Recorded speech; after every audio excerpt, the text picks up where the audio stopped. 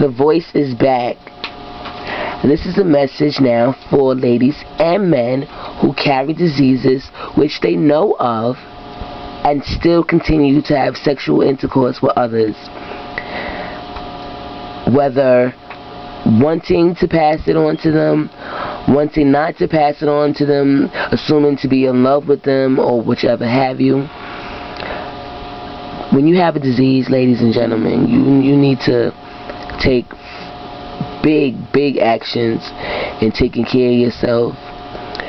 Take further actions in trying to protect others, because whether we realize it or not, we are destroying ourselves one by one, two by two, three by three. AIDS is the biggest threat to our kids' lives, our lives, everyday things we're used to doing. This should really take us back to square one. Being married before we have sex. Being married before we have kids. Being married before we live together. If we took it back there, I'm pretty sure a lot of these things wouldn't happen. A lot of these diseases wouldn't exist. A lot of these situations wouldn't exist.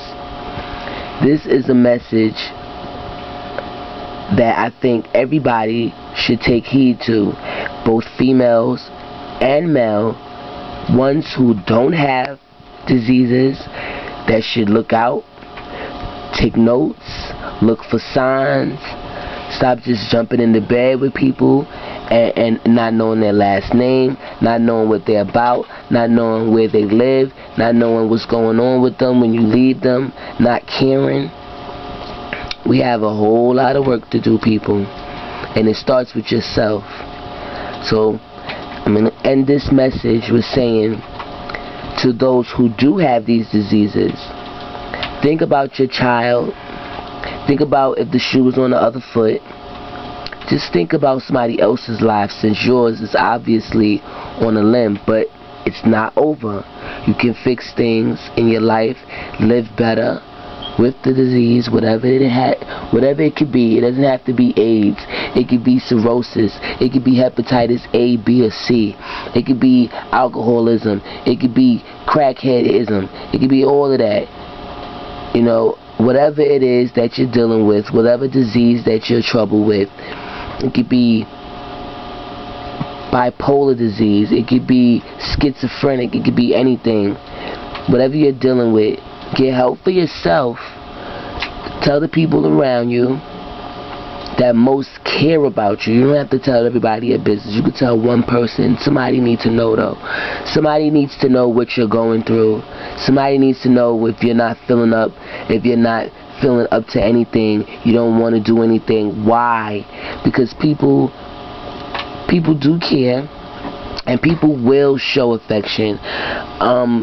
Today in society, we seem to be very cold-hearted, but we're not.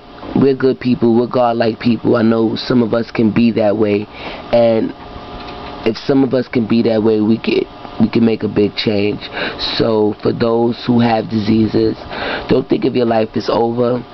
Think of a new beginning. Think of things that you can do, things that you still can be successful at, and think of other people's lives. Think about your child's life. Think about your child's future, your family, someone out there that you love may be the next victim of a person being spiteful with a disease, a deadly disease, or mild disease, whatever have you.